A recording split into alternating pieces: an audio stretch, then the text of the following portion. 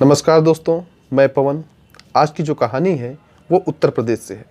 6 जुलाई 2024 उत्तर प्रदेश गाजीपुर के क्षेत्र नंदगंज के एक छोटे से गांव खिलोवा बिंद में रहने वाले एक परिवार को इस बात का अंदाज़ा भी नहीं था कि कुछ ही पलों बाद उनके साथ कुछ ऐसा होने जा रहा था जिसकी उन्होंने आज तक कल्पना भी नहीं की होगी। घर का सबसे छोटा बेटा आशीष बिंद, जिसकी उम्र केवल 16 साल की थी, वो रात के तकरीबन 10 बजे गांव में हो रहे एक ऑर्केस्ट्रा के प्रोग्राम को देखने गया था।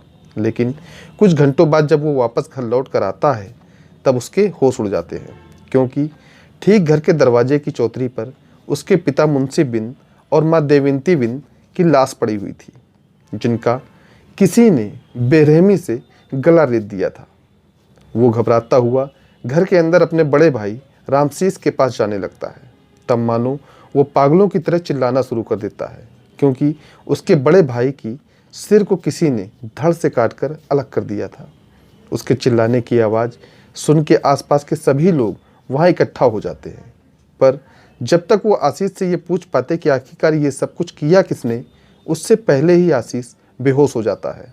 कुछ ही मिनटों बाद वहाँ पे गाजीपुर के एसपी ओमवीर सिंह भी पहुँच जाते हैं और इस पूरे मामले की जांच पड़ताल करने लगते हैं। फिर इसके लगभग 3 दिनों बाद जाकर सभी के सामने एक ऐसी काली सच्चाई का खुलासा होता है जिससे खुद ब खुद पुलिस वालों के भी रोंगटे खड़े हो जाते हैं। कुछ घंटों बाद जाकर जब आशीष को होश आता है तब वो दोबारा से चिल्ला चिल्ला कर रोना स्टार्ट कर देता है। वो इतना डरा हुआ था कि पुलिस वालों को इसे पूछताछ करने में भी कई बार सोचना पड़ रहा था कि इस वक्त ये करना ठीक होगा या नहीं। ऐसी हालत में हर कोई आशीष के इमोशंस के साथ जुड़ा हुआ था। जो दर्द उसे महसूस हो रहा था, उसी दर्द से गांव वाले भी गुजर रहे थे।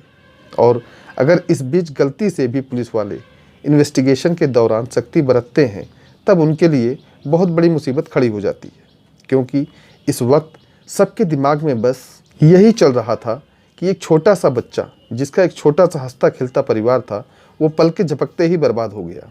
सुबह के तकरीबन 8 बज जाते हैं। पुलिस वाले कैसे भी करके उन तीनों डेड बॉडी को पोस्टमार्टम के लिए भेज देते हैं, जिसके कुछ ही घंटे बाद सैकड़ों की संख्या में लोग आशीष के पिता मुंशी बिंद के बड़े भाई राम प्रकाश के घर जाकर उसे बुरी तरीके से मारना चालू कर देते हैं।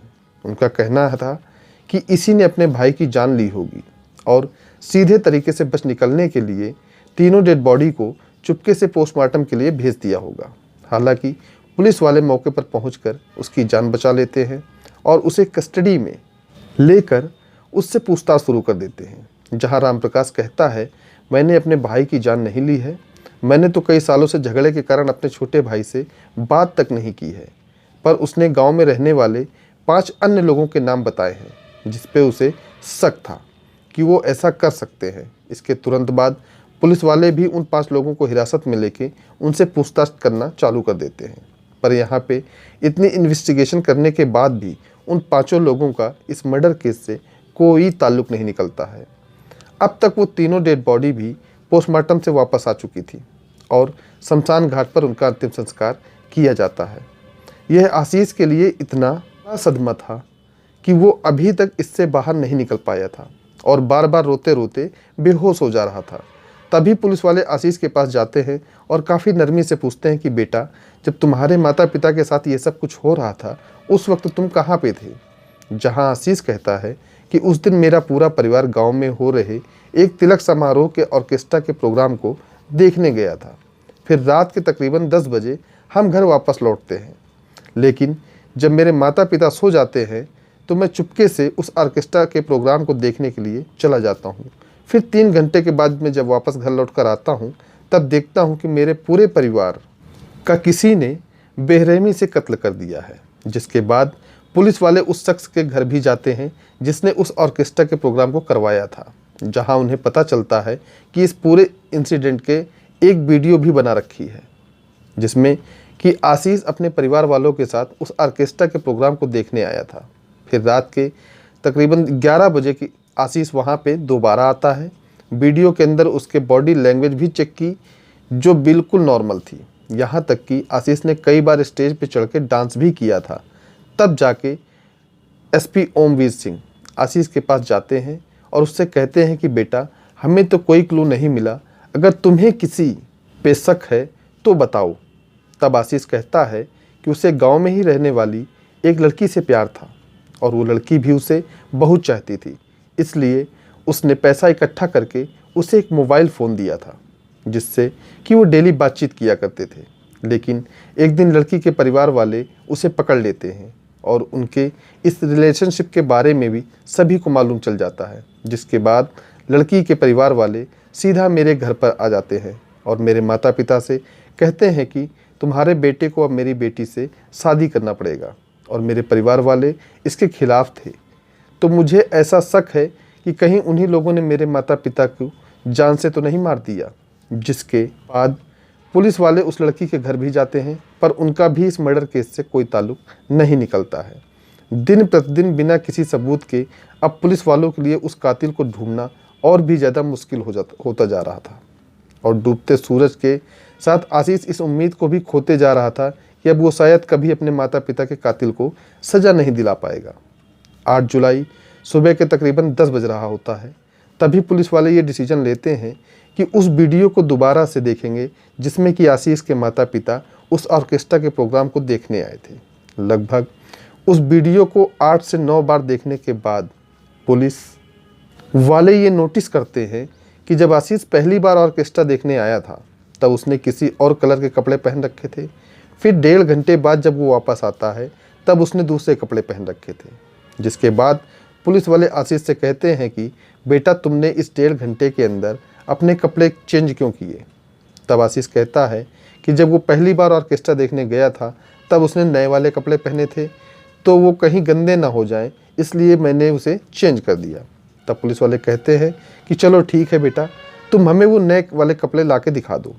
और इसके बाद से आशीष ना तो आगे कुछ कह पाता है और ना ही वो नए वाले कपड़े ला के दिखा पाता है। जिसके बाद से पुलिस वालों का शक आशीष पे जाने लगता है और वो उसके सामने काफ़ी सख्ती से पेश आने लगते हैं, जिससे कि आशीष काफ़ी डरने लगता है और उसकी हिम्मत वहीं पर टूट जाती है। आशीष बतलाता है कि वो अपनी गर्लफ्रेंड के साथ शादी करना चाहता था, पर जैसे ही उसने ये बात अपने परिवार वालों को बताई तब वे लोग उसका विरोध करने लगे। बड़ा भाई भी कहने लगा कि गांव के सारे लड़कियां तुम्हारी बहन जैसी हैं, अगर हम तुम्हारी शादी उससे करवा देंगे तब समाज हम पे उंगली उठाएगा और हम कहीं चेहरा नहीं दिखा पाएंगे, और ऊपर से तुम्हारी उम्र 16 साल की है, तब हम तुम्हारी शादी उस लड़की के साथ कैसे करवा दें। पर आशीष उस लड़की के प्यार में इतना पागल हो चुका था कि वो अपने परिवार वालों की एक नहीं सुनता है। इनफैक्ट वो उन्हें रास्ते से हटाने के लिए उन्हें जान से मारने की प्लानिंग करने लगता है।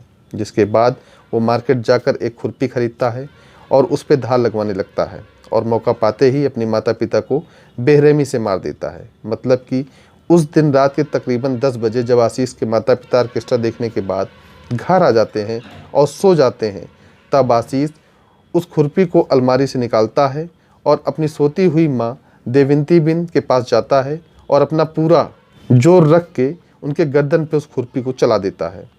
उसने इस वार को गर्दन पे किया था, इसलिए चिल्लाने की आवाज़ तक नहीं निकलती है। फिर वो अपने पिता मुंशी बिन के पास जाता है, जो कि थोड़े ही दूर पे एक चारपाई पे लेटे हुए थे। वो अपना पूरा जोर लगा के खुरपी उनके गर्दन पे चला देता है। तब भी उनके पिता अपना बचाव करने के लिए वहाँ खड़े हो जाता है। तब जाके आशीष उनके गर्दन पे लगातार 3 बार हमला करता है, जिससे कि उनकी भी वहीं पे डेथ हो जाती है। ये सब कुछ इतनी तेज़ी में हुआ था कि उसके माता पिता को ये तक नहीं पता चलता है कि उनको मारने वाला उनका खुद का बेटा आशीष था। अपने माता पिता को मारने के बाद आशीष घर के अंदर अपने बड़े भाई रामशीष के पास जाने लगता है, जो कि एक बेड पे सोया हुआ था। वो उसे भी जान से मार देता है। इसीलिए वह फटाक से उन कपड़ों को चेंज करता है और घर के पीछे उन्हें जला देता है और सबूत मिटाने के लिए वह उस खुरपी को एक नाले में फेंक देता है ताकि उस पर कोई शक न करे। इसलिए वह बिल्कुल नॉर्मल होकर वापस से उस ऑर्केस्ट्रा के प्रोग्राम को देखने चला जाता है और वहाँ पे खुशी मनाता है। यहाँ पे आशीष का यह प्लान था कि वो अपने पूरे परिवार वालों को जान से मार देगा, जिसके बाद घर में इकलौता वही बच जाएगा और तब जाके उससे कोई रोकने टोकने वाला नहीं होगा और वो अपनी मनपसंद लड़की के साथ शादी कर लेगा। दोस्तों, इस कहानी को सुनाने का उद्देश्य आपका दिल दुखाना नहीं है, आपको परेशान करना नहीं है, बल्कि आपको जागरूक करना है, सचेत करना है। इस वीडियो में अपना कीमती समय देने के लिए आपका धन्यवाद। आप जहां भी रहें सतर्क रहें, स्वस्थ रहें। मिलते हैं फिर किसी नई वीडियो में नई कहानी के साथ। जय हिंद, जय भारत।